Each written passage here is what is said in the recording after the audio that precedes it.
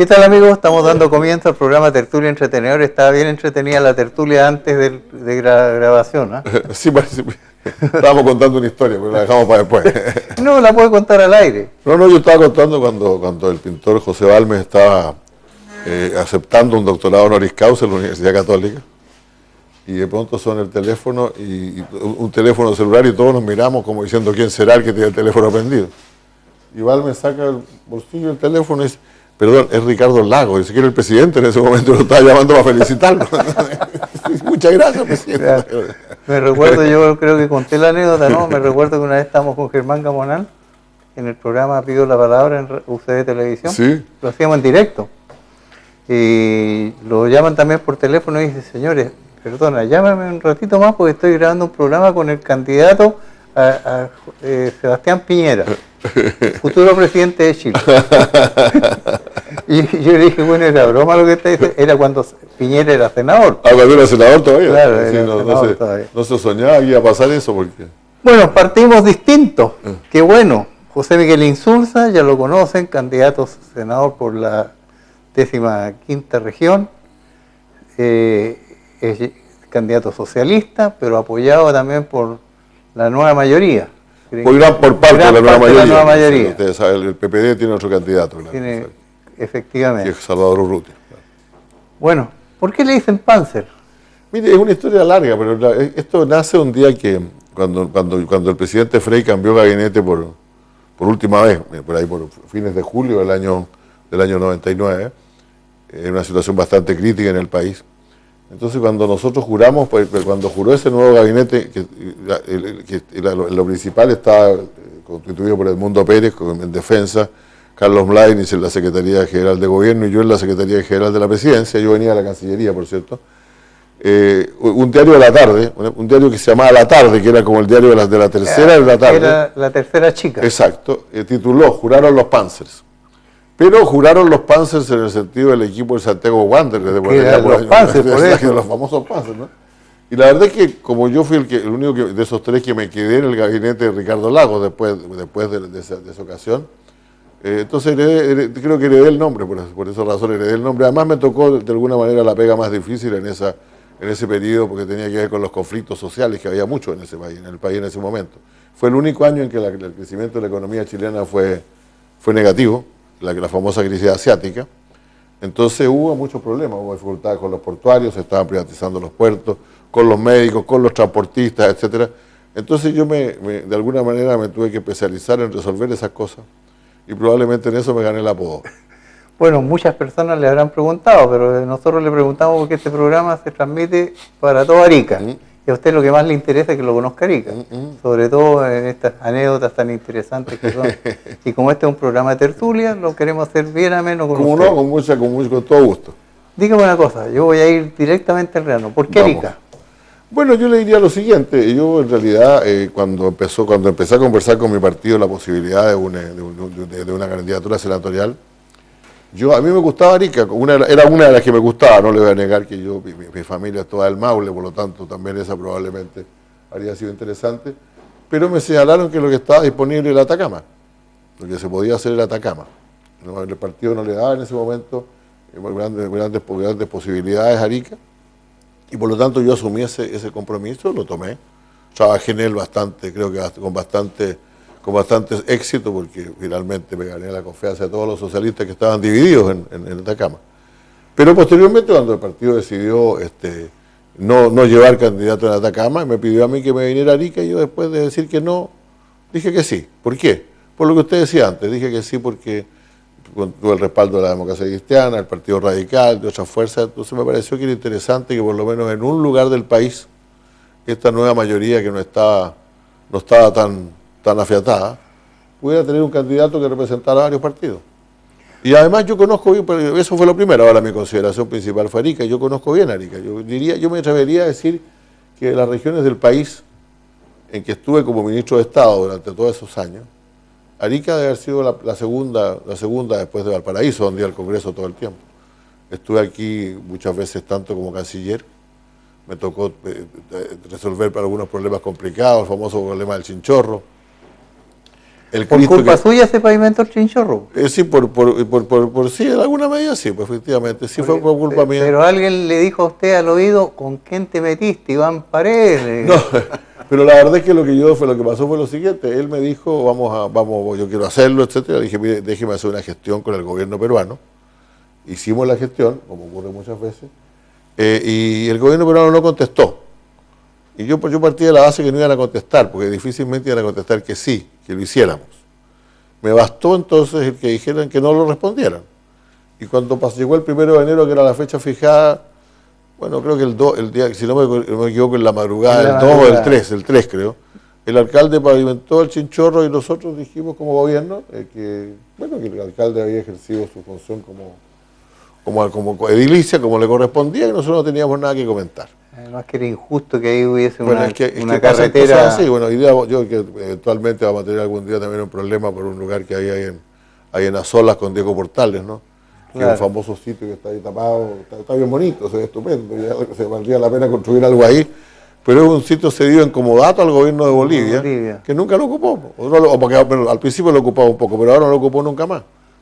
Bueno, para lo que necesitaba. El diputado Rocaful ha tratado por todos los medios de que se termine ese comodato. Tengo entendido que sí, es un tema que yo diría que de alguna manera preocupa sobre todo a nuestra Cancillería. Nuestra Cancillería como que es un poquito reacia a ver ese tipo de cosas, pero es un tema que yo quiero ver, porque no veo ninguna razón para que nos obligue a tener un terreno vacío, casi como un sitio baldío ahí en el centro de la ciudad, en un lugar que yo creo que se presta para ubicar por ejemplo, un gimnasio, un polideportivo, una cosa de ese tipo, que quieren mucho los deportistas. O el terminal internacional, que está tan reducido, perfectamente cabe ahí. Podría ser, pero yo creo que en realidad yo me inclino más por la idea del tema de deporte. Qué bueno, ya se inclina él por lo que hay que hacer. No, o sea, porque es lo que me han pedido. Ahora, si alguien me dice, mire, que no, que vamos a hacer aquí la municipalidad o alguna cosa así, lo veríamos, ¿no?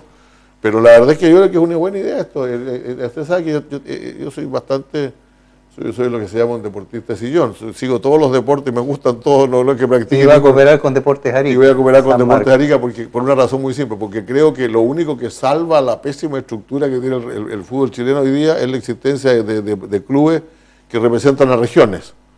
O sea que de alguna manera toda la gente se siente representado en él. Y vale la pena apoyar esas ideas.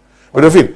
Vuelvo atrás, entonces resulta que esta región tiene muchos deportistas, van a muchos campeonatos, les va bien, sacan buenos lugares, todo lo demás, y no tienen nunca en ninguna parte donde ejercer aquí en Arica su función. No hay ninguna facilidad para los deportistas. Entonces una cosa que a mí por lo menos me llamó la atención este planteamiento y por eso lo hice mío, digamos, pero no fue idea mía hasta que fue más bien de las asociaciones deportivas que conversaron conmigo. Bueno, yo soy el que hago la primera introducción con algunas preguntas y después viene el panelista y ahí sí que se va a tener que afirmar. Con mucho gusto. Ahí sí que se va a tener que afirmar, porque va al hueso. Adelante nomás. Usted hizo una promesa con Arica, se viene a vivir si sale elegido. Así es. Mire, yo en realidad la hice muy sinceramente, porque creo que realmente yo sé, primero, y le voy a decir por qué la hice, porque sé que han habido algunas malas experiencias. Sí. Lo que más se cita en esta región es la de Las flores brillaban cuando eran candidaturas. Exacto, las flores, y además las flores prometían cosas que eran completamente imposibles, y la gente las creía, como que este iba a ser el Silicon Valley de América del Sur, pues. Efectivamente. Y traían personalidades como Felipe González a que lo avalaran. Entonces yo creo que yo pensé que eso había que contrarrestarlo claramente. Yo no soy una persona que tenga por costumbre abandonar las cosas que estoy haciendo sin dejarlas claramente terminadas, ¿no? Y hechas.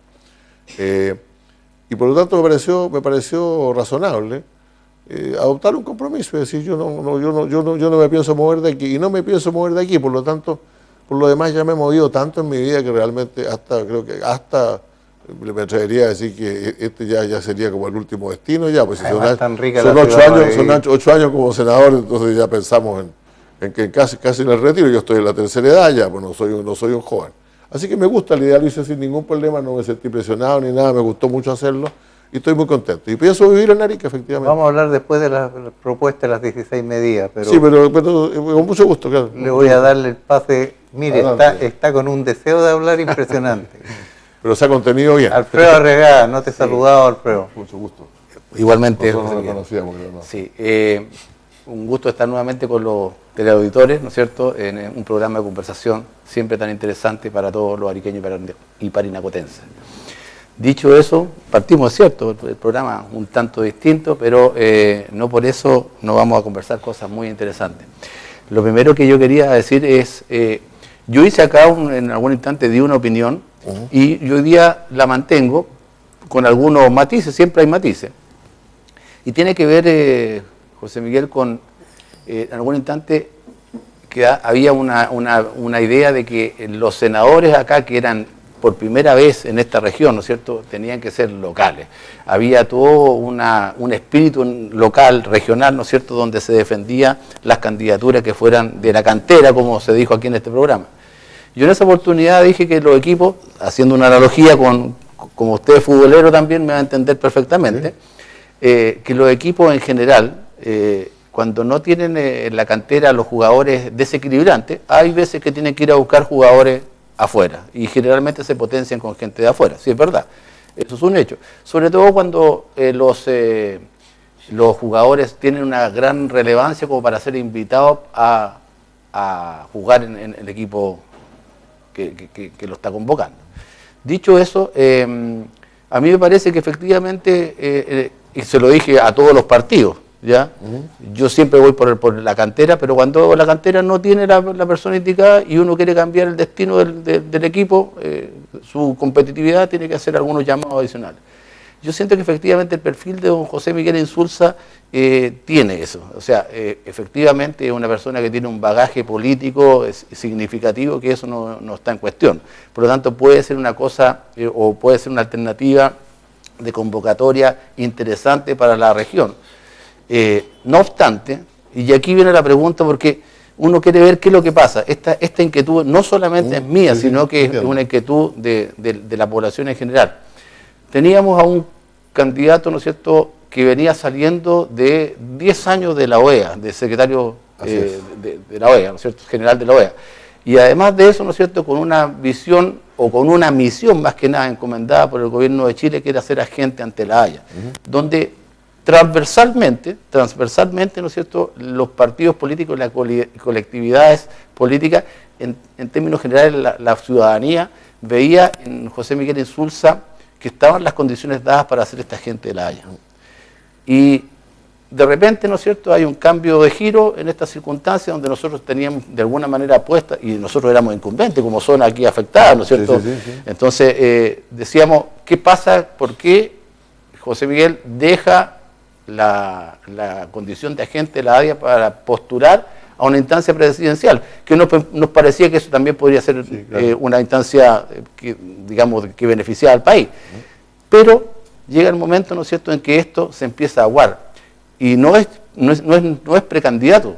Incluso el líder de la colectividad, que era don Ricardo Lagos, ¿no es cierto?, tampoco es candidato presidencial, y eso que había partido, digamos, un poco antes en su campaña o en su pre-campaña presidencial, y al final queda marginado. Después de eso tenemos a José Miguel Insulza, que se siente muy cómodo en declaraciones hechas en televisión, ¿no es cierto?, que está trabajando ya por la tercera región, por Atacama, está muy cómodo ahí, y acto seguido hay un acomodo político.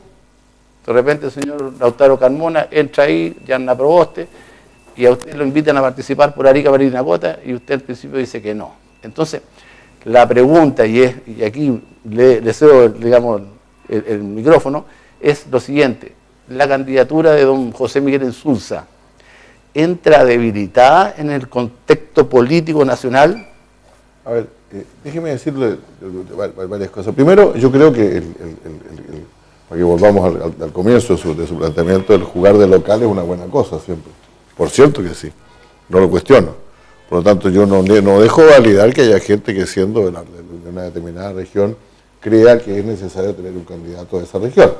La gran pregunta es qué es capaz de hacer ese candidato y qué es lo que propone, y si el que vamos a traer de afuera propone cosas que son más interesantes o más sólidas, o las puede hacer de mejor manera. A usted le falta un jugador, pone un jugador que realmente le sirva su función. Y yo repito, creo que yo respecto de esta región, que conozco muy bien, estoy bastante calificado. Ahora, el tema de la Haya no es exactamente, sí, es como usted señala, pero yo lo que hice fue adoptar un compromiso con la Cancillería en un momento complejo, en que, como ustedes saben, y yo creo que no fue, yo creo que el fallo que emitió el tribunal de la Haya sobre el tema de la competencia No fue tan negativo para nosotros, creo que tuvo algunos beneficios, de eso podremos hablar, pero ciertamente la gente se había quedado con la imagen de que nos habían ganado. Y esto había provocado cierto desazón, una cierta situación que obligó además, a mi juicio, a un excelente abogado que teníamos, que era Felipe Bulnes, a dejar el cargo. En esas condiciones yo asumí con el compromiso de presentar el documento central de la defensa de Chile, la contramemoria de Chile.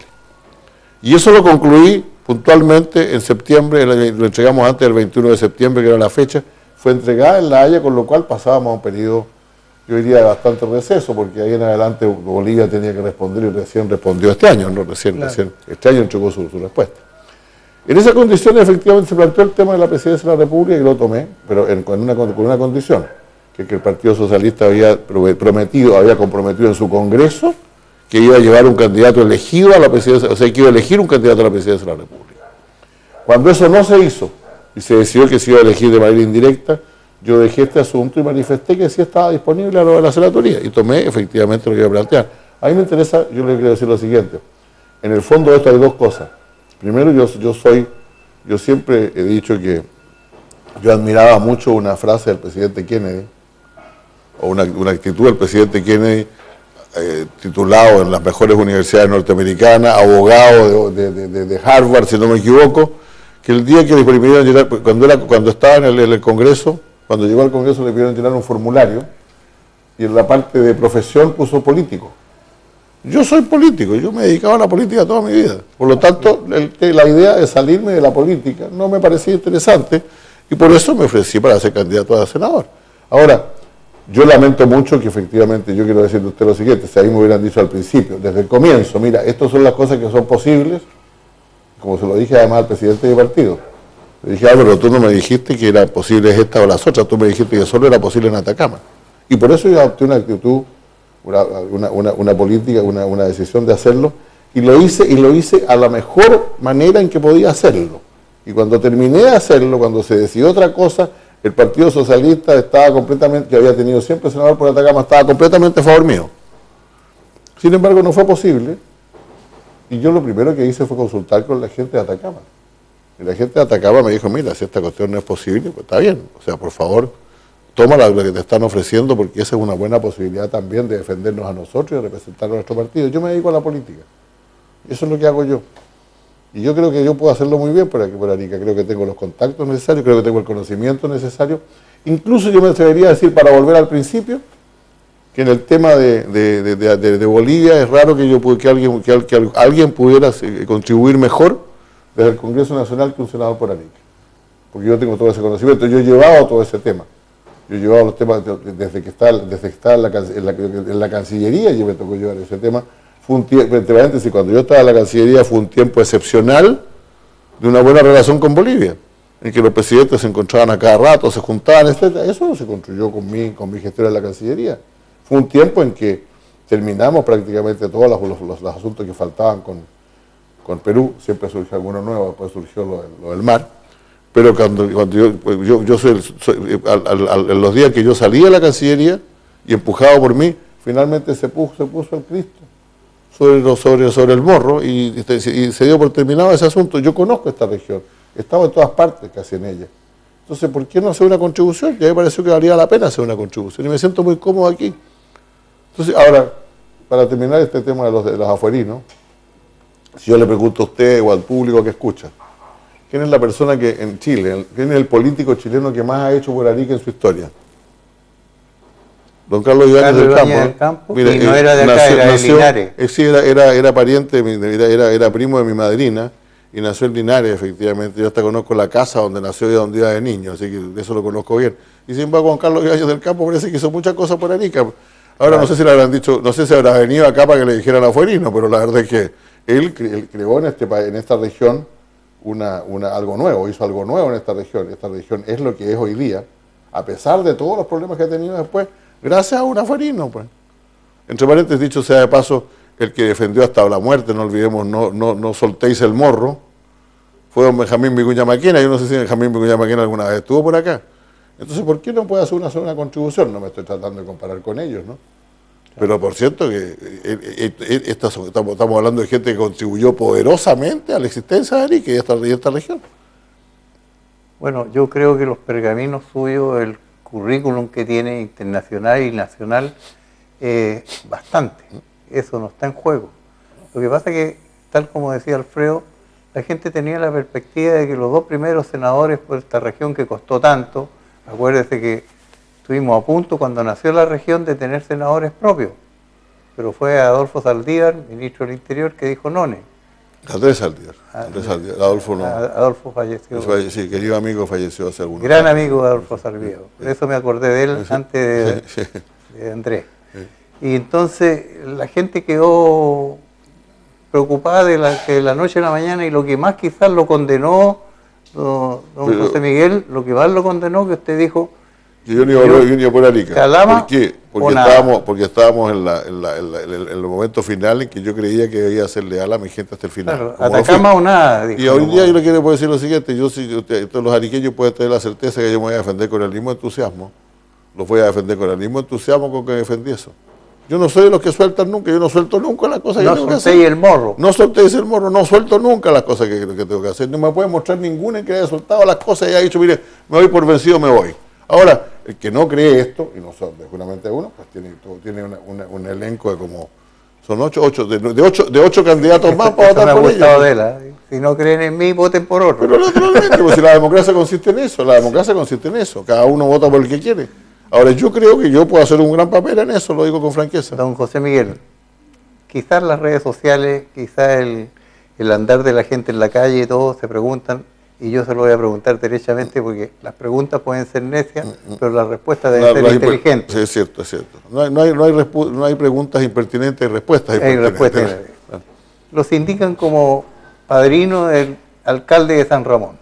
Jamás he sido padrino del alcalde de San Ramón para ninguna cosa, ni padrino de ninguno de sus hijos tampoco. Eso hay que quedar muy claro. O sea, si no me equivoco, el padrino del alcalde ha sido su papá, como generalmente ocurre en nuestros países cuando fue el padrino de matrimonio, ¿no? Sí. Y a su hijo no lo conocía, yo no sabía, francamente, al Miguel Ángel Aguilera que yo conocí tenía 3 hijas mujeres. El que hubiera tenido un hijo varón no tenía la menor idea. Imagínense a ser padrino de él.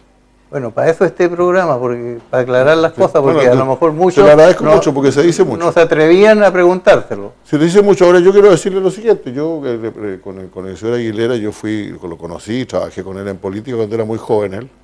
Fue mi segundo en el regional metropolitano del Partido Socialista en los años de la elección del presidente Lagos, más o menos. Trabajamos bien ahí. Yo seguí vinculado con él. Como ministro del Interior, más allá que desgraciadamente, por alguna razón que yo ignoro, su biografía en la página de la comuna de San Ramón dice que fue asesor mío en el Interior. No fue nunca asesor mío en el Interior. Y yo he pedido que me revisen en el Ministerio del Interior, según una vez estuvo contratado el Ministerio del Interior, y no ha aparecido ninguna huella de eso. El Ministerio es bastante grande, por lo demás, por eso hice preguntar. La verdad es que creo que él trabajó en el Ministerio del Trabajo algún tiempo, en algún organismo vinculado con los temas laborales. Y luego, después de que yo me fui a la OEA por 10 años, yo no creo haber visto a Miguel Ángel en todo ese tiempo. Él hizo su carrera en ese tiempo. Él, cuando yo salí de Chile, él de haber sido concejal. Hay un alcalde demócrata cristiano, ese es el de haber sido concejal. Cuando volví a Chile, ya lo estaban religiendo como alcalde. Con eso, yo no tengo absolutamente nada que ver. Ahora, creo que ha sido una gran desgracia para el partido, porque Miguel Ángel Aguilera era un hombre... Era un buen dirigente. Bien metido en el partido, sí, bien metido en el partido. Entonces ahora algunos se quejan porque refichó mucha gente en el partido, probablemente lo refichó. Pero es que nadie se imaginaba que hubiera haber una acusación así en contra de él. De hecho, creo que él votó por usted cuando hubo que decidir si era usted o Rocaful. No. Lo que él tuvo que decidir fue en realidad si había o no, si había o no esa consulta ciudadana en el Partido Socialista para elegir candidato. Ya. Y ahí fue donde él decidió, él estuvo efectivamente conmigo. No, en realidad la decisión de quién era el candidato a senador se tomó por la comisión política, porque era bastante unánime. No hubo un gran debate al respecto. Don Alfredo. Sí. 2 cosas. Arica es un territorio ganado en un conflicto bélico, es decir, que la gente acá en algún instante llegaron los chilenos a tomar posesión y algunos hicieron más cosas que otros, y en diferentes fechas fueron llegando personas que se fueron quedando acá. Van arraigando entonces un sentimiento de cariño por esta zona que generalmente ha estado a la deriva, porque por ser extrema necesita, a mi juicio, alguna legislación especial, siempre lo ha necesitado. Sin embargo, siempre las cosas han sido como un poco a media. Nunca hemos podido, en los últimos 30, 40 años, meternos en el tren del progreso que ha tenido el resto del país. Por lo tanto, hoy día hay un sentimiento de que las personas de acá pueden llevar de mejor manera representada, ¿no es cierto?, el sentir de la ciudadanía, de la población.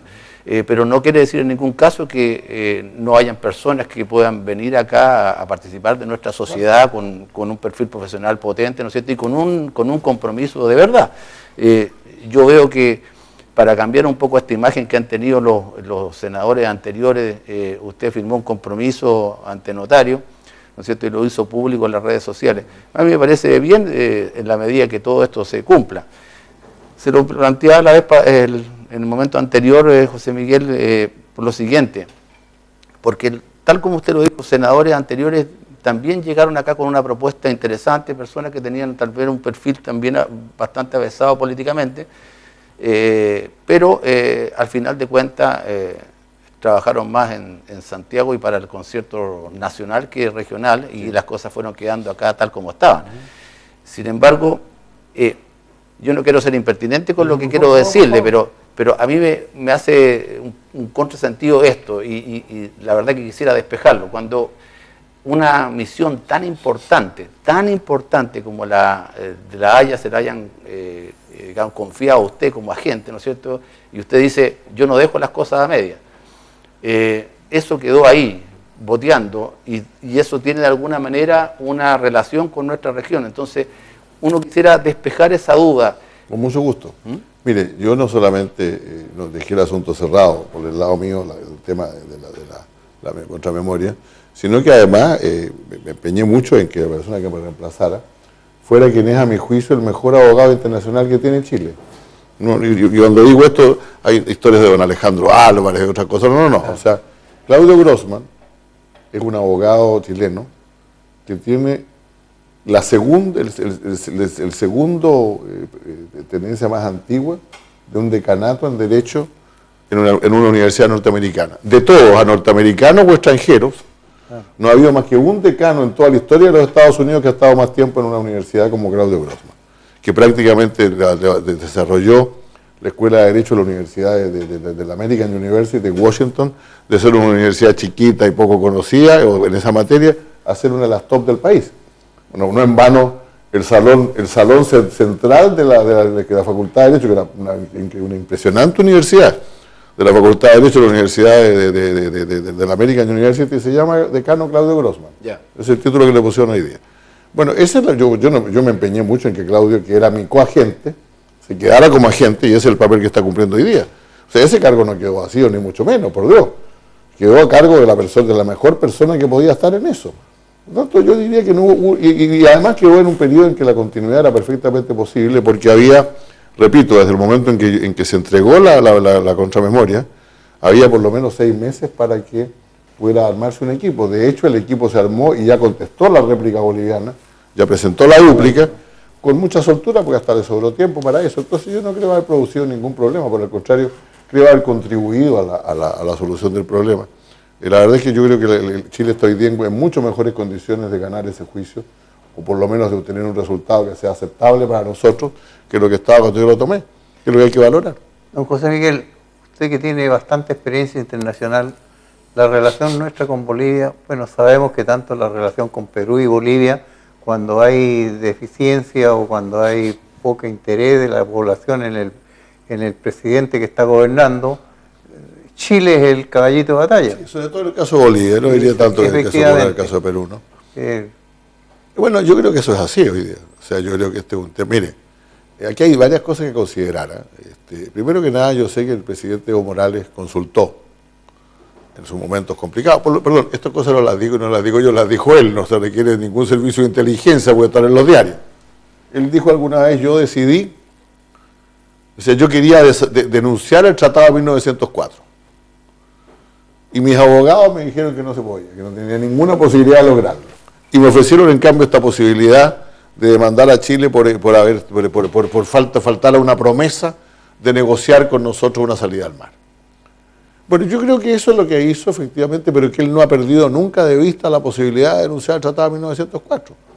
Porque él sabe mejor que nadie y además lo sabemos todo, porque hay un lugar en que se juntan las fronteras de Bolivia, Chile y Perú, y no hay para dónde ir si no es a través de un país soberano. Si Bolivia quiere llegar al mar, tiene que llegar al mar a través de territorio peruano o de territorio chileno. No tiene otra salida soberana, posibilidad de exigencia de una salida soberana. Y nosotros no estamos disponibles para eso, y no vamos a estar nunca. Y espero, sinceramente, que no estemos nunca disponibles para eso. Porque además, esos arreglos como raros en que le dan un pedacito, pero hacen cosas por el estilo, coloquemos una enclave, hagamos una cosa así, siempre terminan mal. A los 20 años empiezan a hacer el mismo lío. Entonces, hasta por razones prácticas, no solamente por razón de principio, sino también por razones prácticas, a nosotros nos conviene mantener la frontera como está.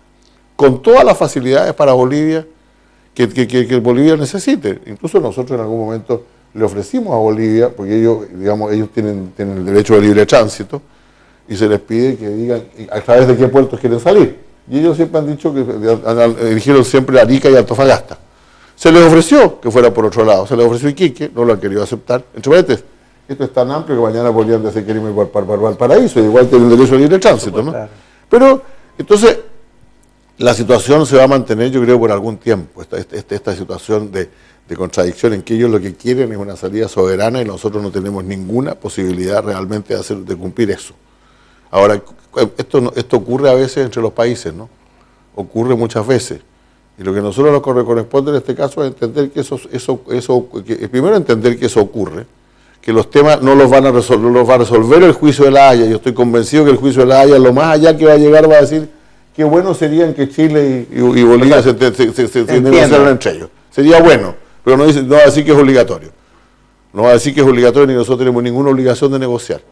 Dicho sea de paso, aunque lo dijera, hay jurisprudencia internacional más que abundante que señala que eso no supone ningún resultado. Y no olvidemos que la demanda del presidente Morales es ni más ni menos que nosotros nos sentemos a negociar con él hasta que le demos una salida soberana al mar.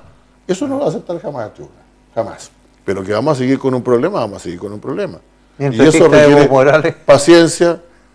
paciencia, trabajo tranquilo, y sobre todo buscar integración, que los camiones bolivianos sigan viniendo por acá, mejoremos sustantivamente sus rutas, mejoremos sustantivamente las condiciones en que vienen, que los bolivianos puedan venir a través de Chile cuando quieran, siempre que vengan a desempeñar, por cierto, funciones profesionales o de turismo, ¿no? Y esperar.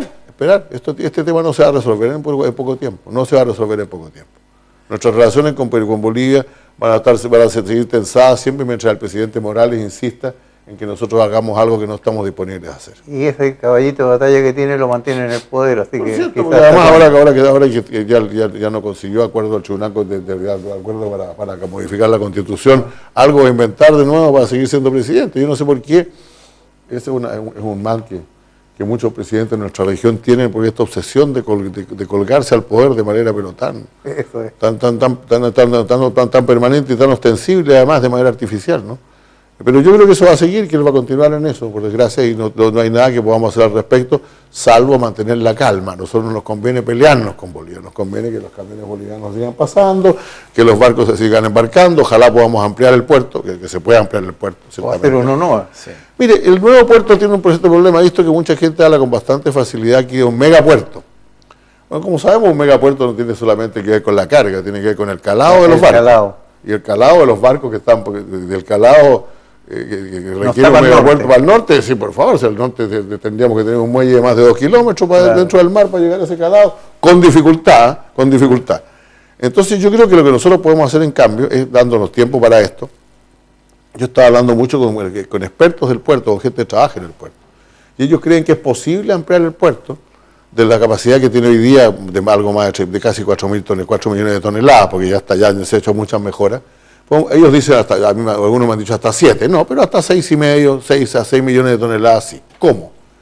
Primero, bueno, con un antepuerto, con un puerto seco, con un lugar donde podamos depositar la carga boliviana mientras espera, pues no olvidemos que los bolivianos tienen derecho a 3 meses para las mercaderías que van saliendo. Sin costo. Y a 1 año para que vienen entrando. Exactamente. Entonces, sin costo. Entonces, un problema del muelle es el espacio que ocupa la mercadería boliviana. Ahora, trasladar la mercadería boliviana, a mi juicio, no cambia, no decir que tiene que estar en la zona de extensión, a 12 kilómetros, ¿cierto? Son 8 o 12 kilómetros, entre 8 y 12 kilómetros, no recuerdo en este momento, Eso es perfectamente posible y no rompe ningún acuerdo internacional. Ellos dicen que sí, bueno, tendremos un problema, pero finalmente ese problema yo le voy a decir a qué se va a reducir. Se va a reducir a quien paga el traslado de la mercadería de un lugar al otro al momento que esté lista para embarcar. Exacto. Sí, pero eso Vamos a hacer un pequeño alto, lo invito a que nos refresquemos un poquito. Bueno, muchas gracias. Con la bebida de Coca-Cola. va a significar mayor.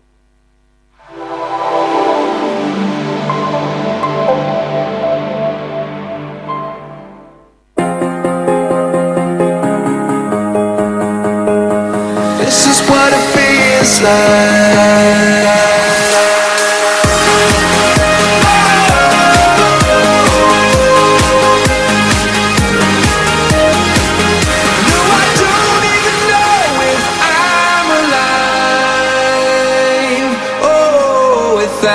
You now, this is what it feels like.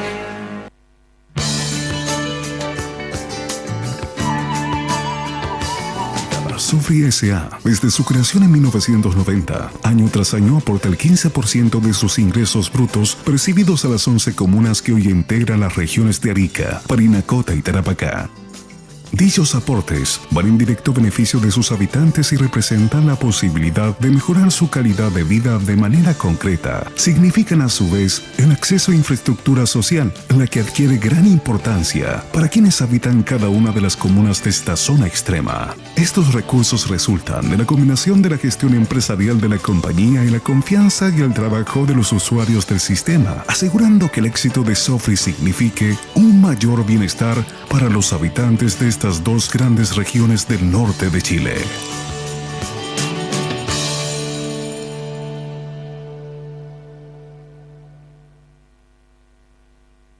Centro de Eventos y Restaurant Maracuyá. Nuestra tradición, calidad y servicio junto al mar hacen la diferencia. Centro de Eventos, Restaurant Maracuyá. La mejor opción para seminarios, congresos, matrimonios y cumpleaños.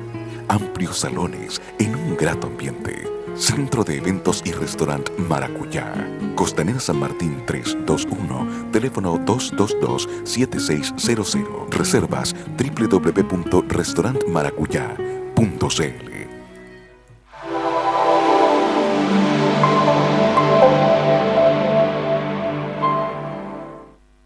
Lo que pasa, don José Miguel, quizás no es tanto que el puerto está quedando chico. Es verdad que se puede quedar chico en un momento dado si sigue la carga como está, sino que el acceso. Yo me acuerdo que Valparaíso tenía el mismo problema. Hizo el camino a la pólvora. Porque cuando venía con Santos Bosa, nos faltaban los días que los camiones volcaban. Así es. Por las curvas que tiene Santos Bosa. Yo creo que aquí lo que hace falta es un camino especial para entrar al puerto. Y desde la Silva Enrique para acá. Bueno, yo creo que sería posible plantearse un camino especial, efectivamente sería probablemente menos costoso que cualquier otra cosa. Creo además, sin embargo, que en realidad el gran atochamiento se produce en la parte final, cuando los camiones ya están ahí llegando por la avenida Chile al puerto, y ahí hay una cantidad de edificios y edificaciones que ya no cumplen ninguna función, o sea, la maestranza francamente no fabrica barcos ni hace cosas de ese tipo. Los otros galpones que están más allá, sería posible crear un acceso previo, por así decirlo, o sea que hay una vía especial para los camiones. Un bypass. Un bypass si usted quiere. Pero ciertamente la otra posibilidad es buscar una ruta distinta, que tiene claro la complicación del puerto al lado del Morro. Pues, el lado del Morro, o sea, si pasa por detrás del Morro va a tener problemas por el otro lado. Pero yo creo realmente que eso es un tema con el cual tenemos que lidiar, pero lo principal que es la capacidad del puerto mismo, capacidad para cargar barcos y para recibir mercadería por hasta unos 5,5 millones, 6 millones de toneladas, es algo que se puede hacer con pocos recursos. Y así no tenemos que prometer el Silicon Valley de nuevo. Sí. Yo aquí discrepo de la visión de desarrollo de Arica. Porque la verdad de las cosas es que los países modernos que quieren incluso desarrollar un eje turístico, como incipientemente pretenden hacerlo, digamos, varios candidatos colocan dentro de sus medidas desarrollo del turismo, siento que tiene que quedar despejada la instancia del puerto acá. O sea, uno no puede tener un borde costero con una actividad portuaria, ¿no es cierto?, que está en este minuto atochada, ¿no es cierto?, con un descontrol de los camiones de acceso al puerto, y además con una mala conducta. ¿Para qué vamos a decir las cosas de los camioneros bolivianos? Que no han querido cambiar su conducta en términos de ser personas que no ensucien la carretera, que no dejen... la herramienta de los bolivianos, usted sabe, al tiro es un camión que va en pana, encuentra piedra en el camino. Esas son las herramientas de los bolivianos. Entonces, uno tiene que pensar esta ciudad de una manera distinta. Hay una opción que no es exactamente, yo estoy de acuerdo con el famoso megapuerto, que es una cosa que no tiene sentido. Un puerto en el sector de norte, donde obviamente no hay calado, donde hay playa muy extensa hacia adentro, habría que hacer 2 kilómetros más o menos de distancia construida para poder llegar a acceso a ese puerto. Entonces a mí me parece, además de eso tendríamos un problema ahí, porque es un puerto que está prácticamente en el límite, tendríamos que de alguna manera entrar a conversar con nuestros vecinos. Y por algún lado una zona turística que es pues, fantástica. Por supuesto, por ahí debiéramos unir los dos países, Chile y Perú, y desarrollar un borde costero incluso contiguo. Pero mire, aquí en Vítor, la quebrada inmediatamente después de Arica, Vítor tiene una batimetría adecuada para colocar un puerto. Y además de eso tiene una ruta ya trazada desde que conecta Bolivia con Caleta Vítor. Entonces, efectivamente uno puede desarrollar tren, puede desarrollar camino y puede desarrollar puerto. O sea, esa es una medida inteligente. Y acá dejar el terminal, digamos, portuario, básicamente como un terminal turístico, donde pueda uno atender, por ejemplo, a los buques transatlánticos que llegan. Cruceros. A los cruceros. Eso podría ser una zona bien pensada, digamos. Yo, francamente, yo lo que he cuestionado es la idea de hacer un puerto en el norte, porque además esto tiene que ver con uno de lo que yo creo que es una de las grandes bases del desarrollo de Arica, que es el turismo, que se vería profundamente afectado si hiciera un puerto de ese lado. Ahora, lo de Vítor yo lo he escuchado. Tiene, claro, por cierto, los problemas, no tiene los problemas de calado, ahí como el terreno baja pique y baja pique en el mar también, pues. Claro.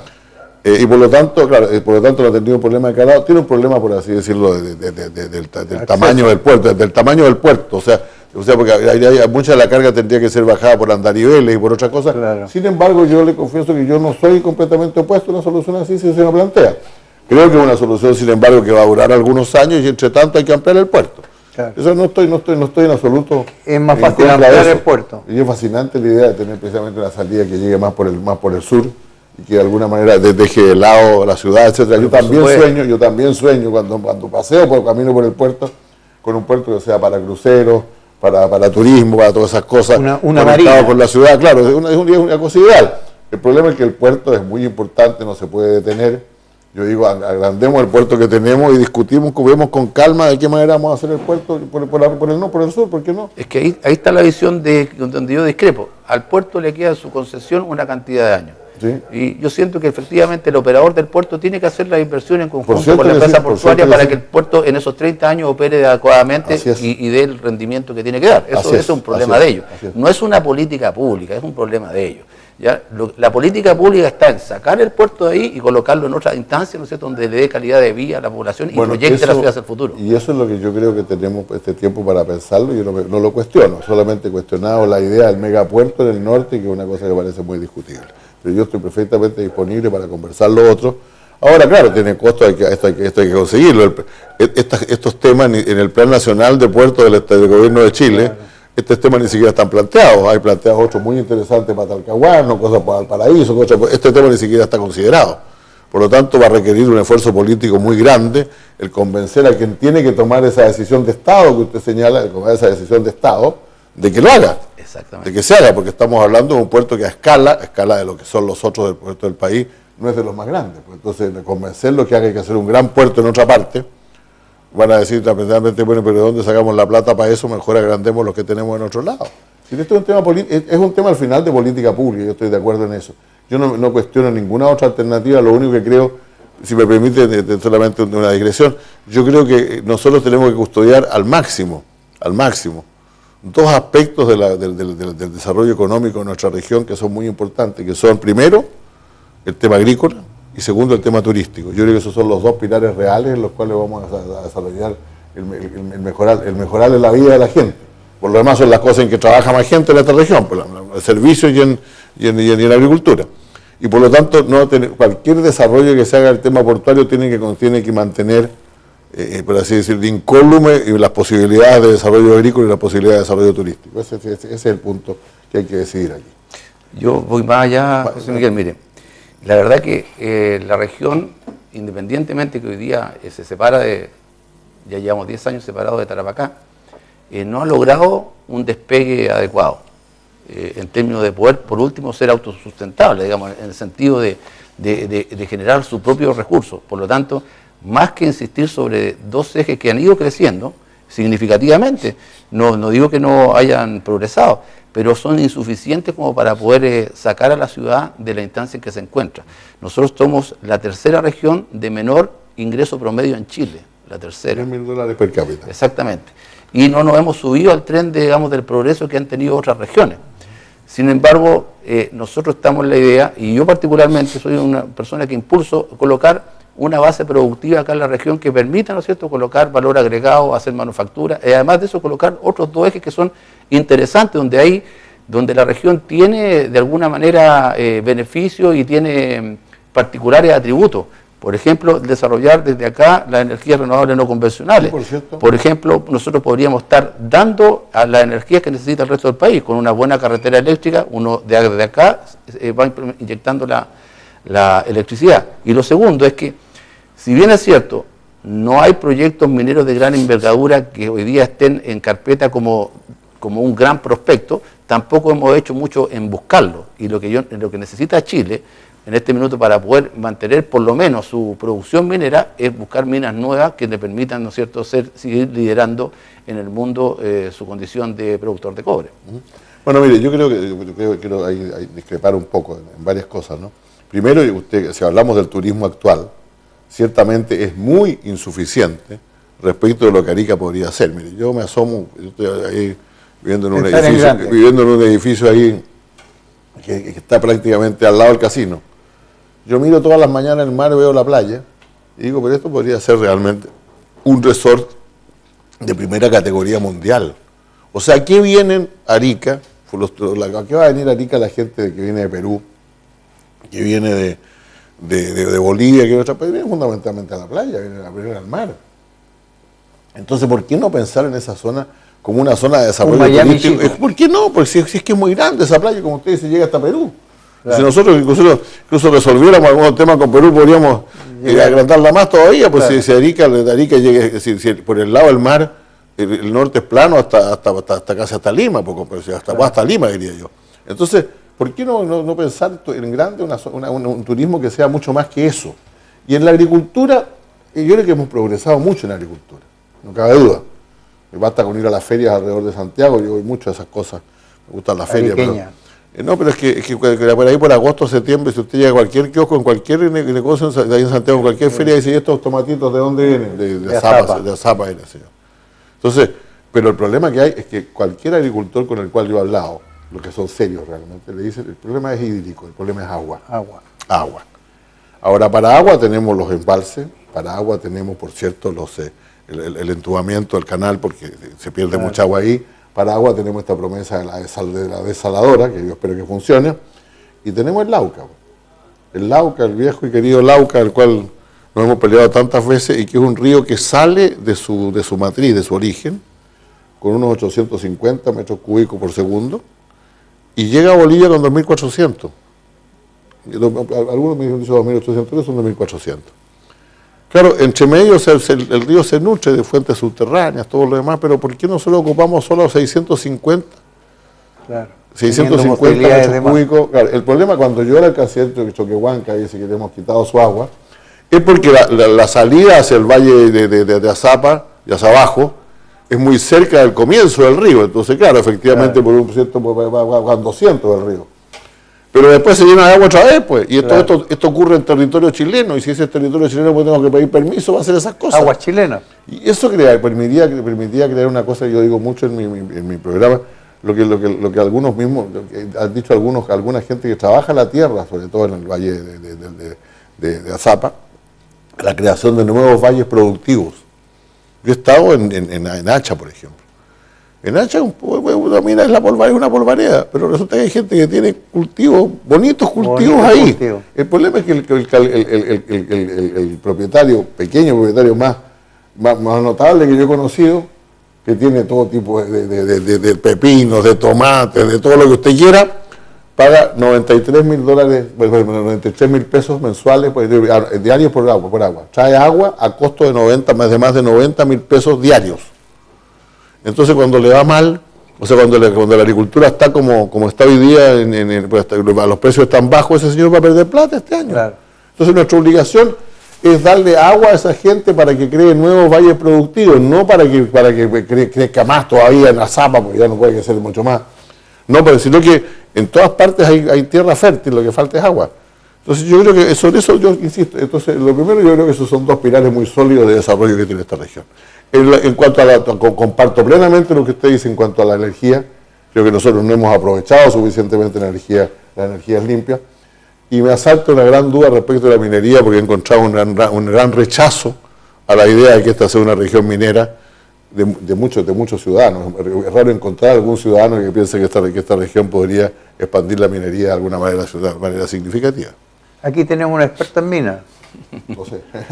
Mire, ¿sabe qué? Yo tengo una discrepancia total al respecto, porque he visto y lo he sentido también. Son pocos los que gritan y digamos, hacen algunas olas para no recibir la minería acá en la región.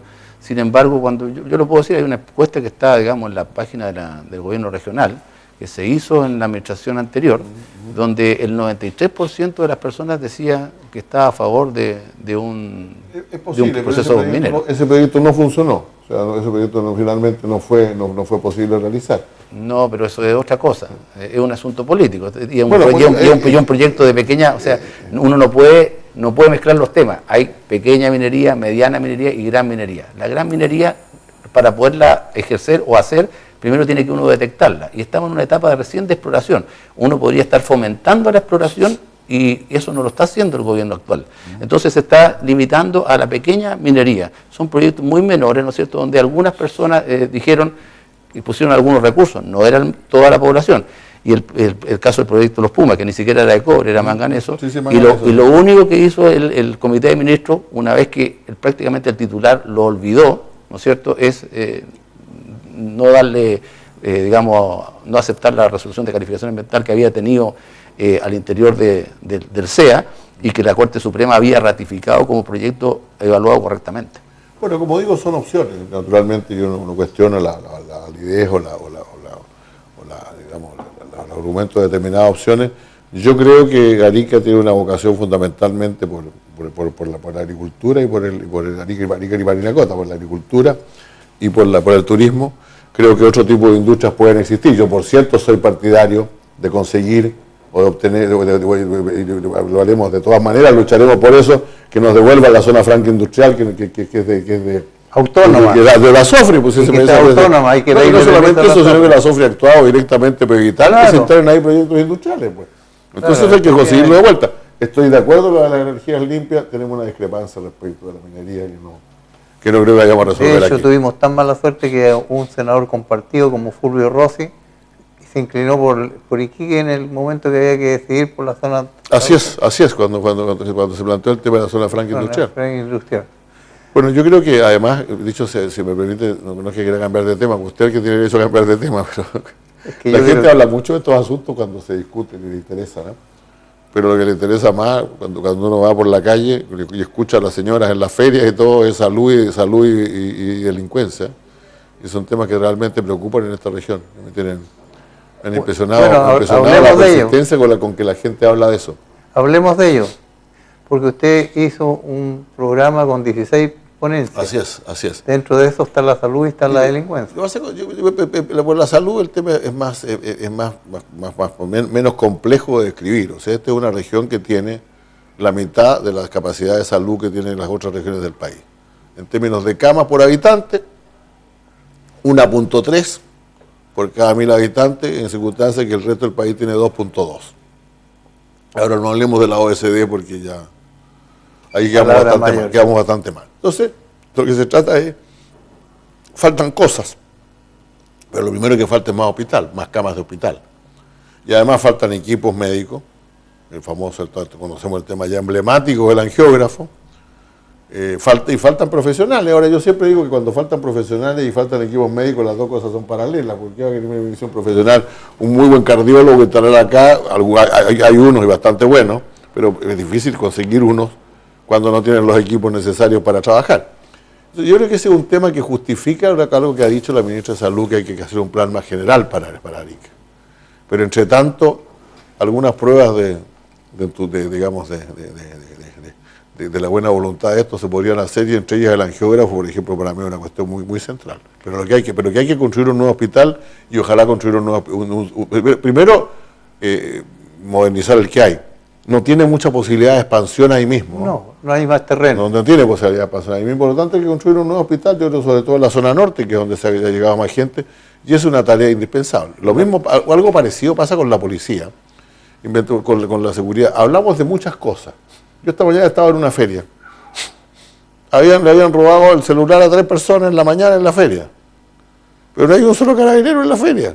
Eso es verdad. Entonces, nosotros necesitamos primero más vigilancia policial, e incluso más, me atrevería a decir, hasta vigilancia electrónica en algunas zonas de la ciudad para impedir los delitos. Y eso significa más comisarías. Tiene que haber una comisaría ciertamente en la zona norte, una nueva comisaría, y otra comisaría en Azapa, no sería una mala idea también, ¿no? Entonces, yo creo que eso, además tenemos que ponernos serios en una cosa, o sea, el tema de la droga es un tema que siempre ha estado por acá con nosotros, latente, pero realmente hay que buscar una colaboración mucho más fuerte con los países vecinos si hemos de detener el tráfico de droga a través de nuestra frontera. Mi experiencia como ministro del Interior es que no tuvimos muchos hallazgos. O sea, encontramos un enorme cargamento de droga. No, encontramos cargamento de droga cuando nos llegaron informaciones de inteligencia de otros países de que venía un cargamento de droga. Entonces, toda esa cosa que a veces presentamos en la televisión, un montón de bolsas de cocaína ahí de polvo, uno piensa que son una sorpresa. No son una sorpresa, son un trabajo muy serio de inteligencia y colaboración con nuestra policía que nosotros tenemos que emprender y exigir también. Muchas veces eso ocurre. De la CIR nos llegó muchas veces información sobre ese tema de la droga, tenemos que enfatizar mucho eso. Nosotros por así decirlo, como frontera norte tenemos una obligación muy especial en este sentido. Yo no sé hasta qué punto, no quiero juzgar, no quiero prejuzgar, la estamos cumpliendo, pero el tema de la droga sigue siendo muy complicado en este país. Entonces, de hecho, aquí... Y las armas también, las armas. Se está logrando incautar un montón de droga, pero ¿cuánto más pasará? Esa es la pregunta que se hacen siempre cuando dicen, incautamos tantos kilos de droga, pero ¿cuántos otros kilos pasaron? Claro, es que lo que pasa, ¿sabes? Que es tan barato. O sea, no hay nada más barato que producir droga. Claro. Y todos ganan plata con eso. Y se enriquece rápido. Entonces, mire, cuando yo estaba en el OEA, usted sabe, hicimos un informe extenso para toda América Latina, sobre este tema. Fíjese usted que el año, no recuerdo el año exacto, pero debe haber sido alrededor del 2010 o 2009, por ahí. La estimación de las autoridades internacionales es que se incautó más de la mitad de la droga que se produjo. Y el flujo siguió igual. O sea, simplemente se trata de pagarle al campesino que cultiva la coca los $500 por kilo, que es harta plata para él, que significa que le va a cultivar más coca. Y al que lo vuele también le va a convenir, y al que lo transporta también, y es una cadena que llega, por cierto, hasta los mercados norteamericanos, sobre todo, yo te diría norteamericanos y europeos, y en el cual el kilo de cocaína desde que salió de la planta hasta allá se ha multiplicado como 200 veces. Entonces es muy difícil de combatir si no se combate también el mercado de la droga en el sentido de los lavados de dinero y las cantidades enormes de dinero que se fabrican y que se producen ahí, y que muchas de ellas, entre paréntesis, favorecen al mundo desarrollado, que hoy día están fabricando cada vez más drogas sintéticas. Entonces un día va a pasar con la cocaína, que realmente ya no le va a interesar a mucha gente, va a tener su propia droga que la fabrican ellos. Claro. Esta es una situación bien dramática la de la droga. Yo no soy de los que plantean, como algunos otros han planteado, los temas de la legalización, así muy fuerte. Por lo demás, cuando hicimos el estudio de eso, descubrimos que en general, salvo en el caso de la marihuana, la gente en general, la población de nuestro país era muy contraria a cualquier tipo de legalización. Pero no cabe duda que hay que buscar algunas soluciones mejores, porque la guerra contra la droga se viene perdiendo todos los años desde hace bastante. Ahora, perdón, depende cómo uno vea la guerra. Pues si la guerra es tomar prisioneros, hay una cantidad enorme de gente presa por el tema de la guerra. Pues. Y si se trata de víctimas, hay una cantidad de gente que ha muerto por el tema de la droga. Y en batallas por la droga, más que por el uso. En batalla.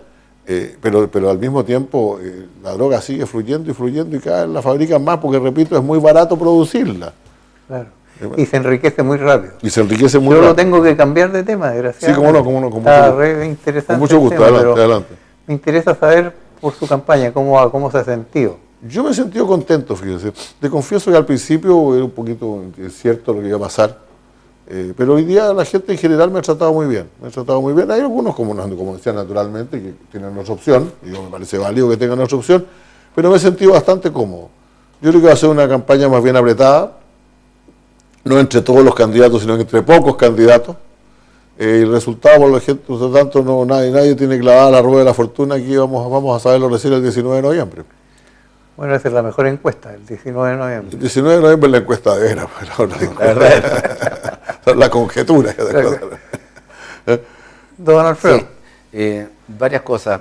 Yo estuve viendo ahí la candidatura de José Miguel y veo que usted coloca 16 medidas. Y José Miguel, en honor a lo que yo veo ahí, en realidad son medidas que de alguna manera indudablemente pueden mejorar la calidad de vida de las personas, pero no hacen que esta zona genere riqueza.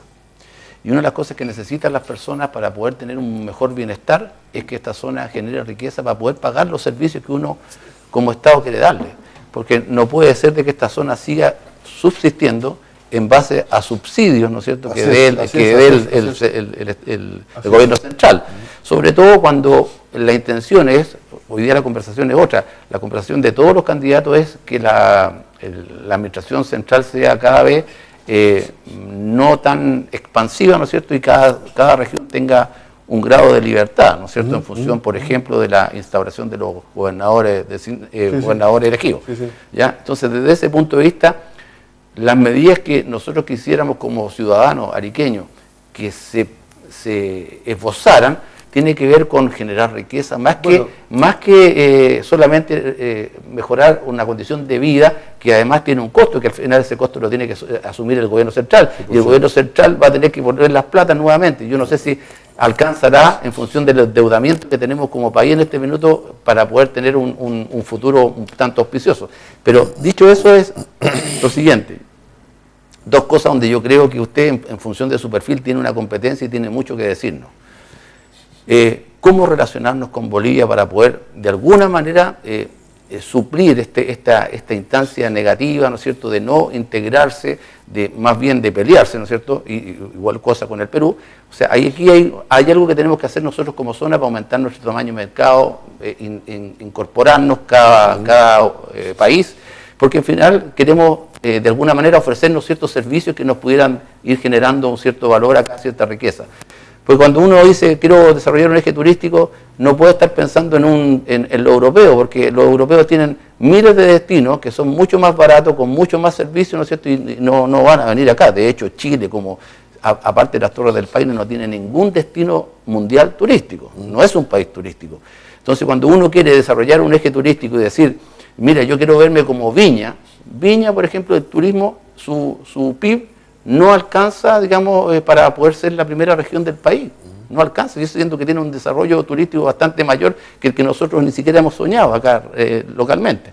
Entonces, uno tiene que ir colocándole a las personas, yo diría que paño frío, y decirle, mira, realmente esto es lo que tenemos que ir haciendo al futuro para poder generando la riqueza. Bueno, mire, yo veo las cosas de manera distinta y quiero tratar de decirlo, ¿no? Efectivamente, yo diría que vamos a publicar luego algunas medidas más para configurar lo que voy a decir. Pero esta región fue grande, esta zona fue grande cuando pasaron tres cosas. Primero, cuando en la región existió un cierto modelo de desarrollo industrial, favorecido por la zona franca y todo ese tipo de cosas, y la posibilidad de las armadurías y todo ese tipo de temas acá. O sea, un modelo de desarrollo bastante vinculado a la economía del país por lo demás, ¿no? Porque Arica no era un caso aislado, sino que la cantidad de gente que iba y venía de Arica y la cantidad de comercio que iba entre Arica y el resto del país era muy grande. Y en segundo lugar tenía una conexión con el exterior muy fundamental.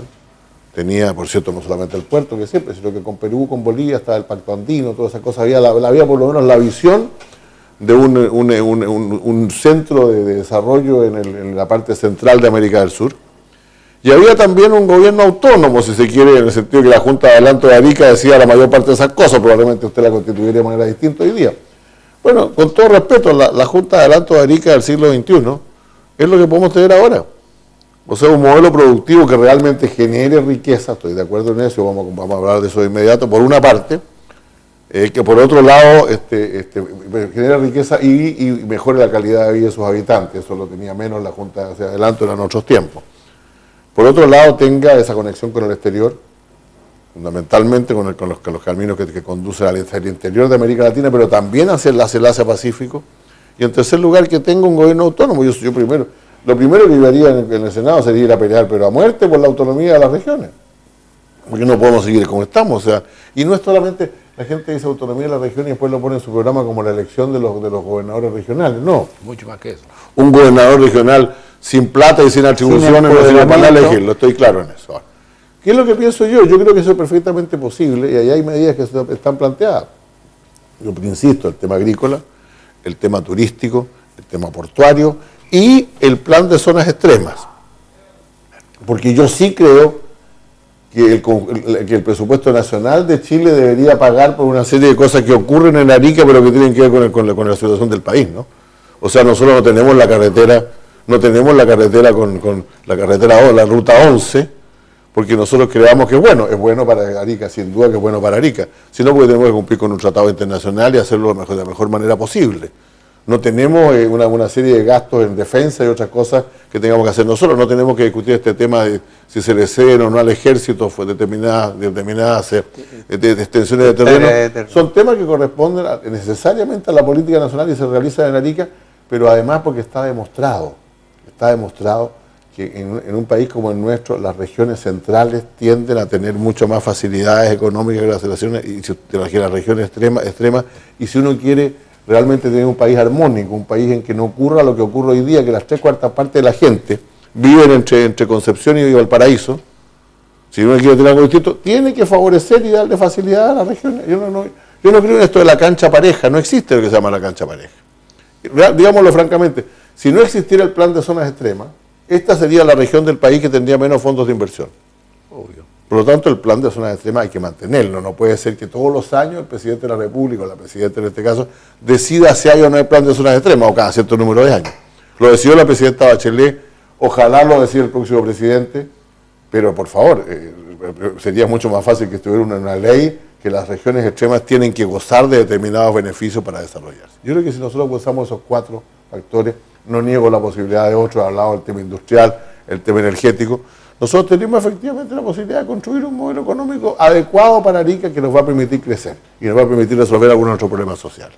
Y en el plano, por último, entonces esos 3 factores hacen que yo audazmente últimamente he hablado de la ¿cómo se llama? De la Junta de Adelanto del siglo XXI. Porque eso es, a mi juicio, los 3 temas fundamentales que planteó la Junta del periodo de la Junta de Adelanto: la autonomía, la conexión con el productivo, con el país, el desarrollo productivo de la región y la relación con el exterior, en que no tenemos por seguir pasando por Santiago cada vez que queremos hacer algo con el mundo, ¿no? Y eso fue la Junta de Adelanto de Arica, eso se puede reproducir hoy día, eso es lo que de alguna manera le da unidad al planteamiento que yo estoy haciendo. Se nos está terminando el programa. ¿Tan rápido? Para que vea cómo pasó. Pero no puedo dejar de preguntarle algo bien interesante, aunque sea cortita la respuesta. Con mucho gusto. La Cancillería, usted fue canciller. ¿Cómo observa esta región? ¿Región problema, región preocupante, región peligrosa? Yo le diría que en algunos aspectos la Cancillería puede ser una limitación y en otros aspectos puede favorecernos sustantivamente. ¿Qué quiero decir con esto? La Cancillería probablemente el único, para empezar por lo bueno, la Cancillería probablemente el único ministerio del país que entiende cabalmente el carácter estratégico, bueno, el de defensa también, por cierto, el carácter estratégico que tiene esta región. Por lo tanto, cuando pasan acá cuestiones relacionadas, por ejemplo, con el tránsito marítimo, el tránsito terrestre, cuando hay huelgas en las fronteras, cuando hay otra serie de cosas de ese tipo, cuando la Cancillería se pone en tensión, y de alguna manera nosotros fuimos los que provocamos con mucha fuerza la creación, cuando hubo la huelga del transporte el año pasado, la huelga de aduana el año pasado, que se creara un comité de aquí que fuera capaz de resolver las cosas. ¿Cuál es el problema? Que después de resueltas las cosas, todos los jefes de servicio partían corriendo al teléfono a preguntar a Santiago si podían cumplir o no las cosas que se habían decidido. Pues se lo haría. Claro. Pero en ese sentido, la Cancillería siempre va a ser muy favorable a la existencia de una región sólida, en la cual se puedan tomar decisiones y hacer cosas. Al mismo tiempo, tiene que cuidar que no haya conflicto con los vecinos, pues entonces naturalmente los preocupa cuando uno habla, por ejemplo, esto que yo acabo de decir del terreno ahí de la sola con Diego Portales, más de alguien va a decir algo raro. Pero los militares la verdad es que no lo conozco lo suficiente como para hablar del tema. Pero a la Cancillería también le preocupa otro tema que no hemos tratado aquí, que yo lo menciono. Nosotros no podemos decir que somos la puerta norte de Chile, que somos la zona que de alguna manera defiende la soberanía, si tenemos las regiones, las zonas del altiplano tan descubiertas como las tenemos ahora, si cada vez vive menos gente ahí. Y eso, de nuevo, eso sí es una política de Estado. Eso no lo va a pagar el mercado, porque usted no le va a decir a alguien que tiene que llevar electricidad o determinado servicio a uno de esos pueblos, porque económicamente no le resulta. Eso tiene que ser un gasto del Estado nacional. Un plan especial para el poblamiento y consolidación de los servicios públicos en la región de Parinacota, sobre todo, creo que es un asunto fundamental. Es fundamental, y en eso la Cancillería ciertamente va a ser un apoyo siempre. Minuto final. Sí, bueno, lo primero es que ya nos estamos acercando hacia el 19 de noviembre, donde la población va a tener la oportunidad de elegir a sus candidatos. Entonces, la primera reflexión es que toda persona debiera efectivamente ejercer su derecho a sufragio si en función de ese poder que tiene la población quiere elegir adecuadamente a su presidente de la República, a sus diputados y a sus parlamentarios y core. Y eso tiene que ver con el futuro que va a tener la región en un tiempo más. Son nuevas autoridades, son nuevas visiones, el país está pasando por una instancia distinta. El país necesita, por ejemplo, hoy día ser reactivado en términos de inversión, en términos de mejora del gasto público y en términos de administrar la deuda que quedó de la administración actual. Entonces, y además de eso, conjugar ciertas reformas que han ido no teniendo resultados en el tiempo, como es la educacional, la reforma laboral, la reforma de la salud y la reforma tributaria. Son todas esas cosas que de alguna manera van a alterar las condiciones hasta que se pongan a régimen, ¿no es cierto?, para poder ir generando o ir invitando a los inversores a llegar a la región, a llegar al país en general. Por lo tanto, en estas elecciones nos jugamos un partido importante. Ya las personas tienen que hacer uso de su derecho a voto, no marginarse con este voto voluntario, sino que tiene que ir y efectivamente en función de las autoridades que elijamos está pendiente el futuro de nuestro país. Gracias, don Alfredo. Bueno, yo primero que nada yo quiero agradecer mucho esta discusión. La verdad es que creo no haber estado en una discusión tan a fondo de una serie de temas como la que hemos tenido acá, y a mí me parece que el diálogo es central para ponernos de acuerdo, O sea, uno no tiene que tener nunca la cabeza como un compartimento cerrado, sino que estar dispuesto a escuchar las ideas de los demás, y yo creo que eso ha sido muy, muy rico y muy importante. Yo comparto la idea que el país enfrenta una situación bastante compleja. Creo que no creo que en Chile haya una polarización, pero hay un cierto debilitamiento de los centros políticos y de la capacidad de llegar a acuerdos, de forjar acuerdos importantes entre todos. Y yo espero que esta elección, a pesar de la agudeza con que se discuten las cosas, se haga cargo efectivamente de dos temas: la necesidad de buscar acuerdos importantes para el desarrollo de la región y del país, y al mismo tiempo del descorazonamiento de mucha gente con la política y las posibilidades de los políticos de resolver los problemas, ¿no? O O sea, sin duda, a mí me duele ver las tasas de no votación que se auguran. Abstenencia. Y por eso ya creo que el llamado a votar es fundamentalmente que los ciudadanos participen en lo que va a pasar en su región. No da lo mismo por quien voten, no da lo mismo que tomen una decisión sobre las cosas principales.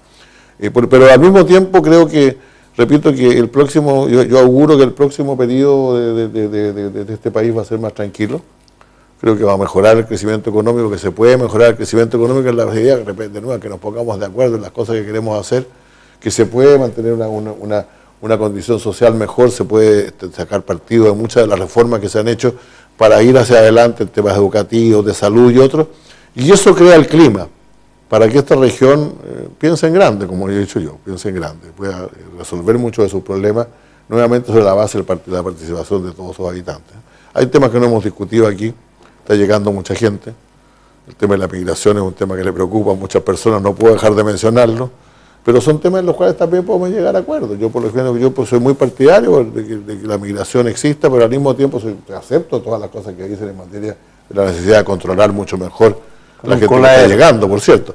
En eso y en otras cosas podemos llegar a acuerdos. Yo siempre he sido un promotor de los acuerdos y creo que ojalá esta región me muestre en la elección del 19 de noviembre la madurez primero para ir a votar de manera importante y la disposición también a entender que los temas se pueden arreglar mucho conversando y llegando a acuerdos favorables para el conjunto de la región. Bueno, ha sido un agrado tenerlo acá con nosotros. Muchas gracias a usted. Don José Miguel Insulza, por estar. Que le vaya bien, como decía Germán Gamonal. Que le vaya bien, tiene razón. A mí mi trayectoria fue combinada con esa frase. Siempre decía que le vaya bien. Y a usted, don Alfredo, igual. Muchas gracias, ha sido un gusto, muchas gracias. Igualmente. Muchas gracias. Con ustedes, amables televidentes, nos encontraremos en un programa similar. Muchas gracias y hasta la próxima.